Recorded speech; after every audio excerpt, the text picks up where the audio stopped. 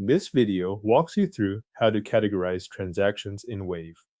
Begin by logging in to your Wave account, enter your account credentials on the sign-in page, then wait for the dashboard to load. Once you are inside your account, look to the left-hand menu where Wave groups the main areas of your business records and financial activity. From that menu, click Accounting and then select Transactions. This opens the Transactions area where you can review the items that have been imported or entered into your books. Depending on how many records you have, you may see a list with dates, descriptions, amounts, and status details. Take a moment to find the transaction you want to update so you are working on the correct entry before making any changes.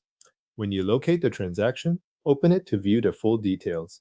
You may be clicking directly on the transaction line or selecting it from the list depending on how the page is displayed in your account.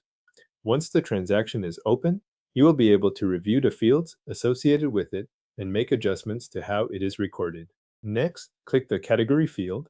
This is the field that determines how the transaction is classified in your books. When you select it, Wave will display a list of available categories. These categories are typically organized into types such as income, expense, asset, liability, or equity.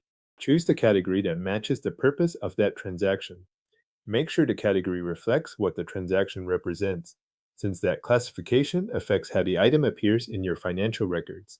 After selecting the category, review the rest of the transaction details before saving.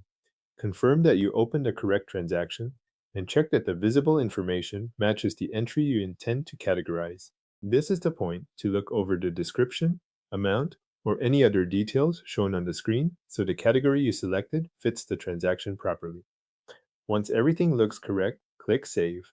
Wave will apply the category to that transaction and update the record in your transactions list. If the page refreshes or returns you to the list view, the change has been recorded.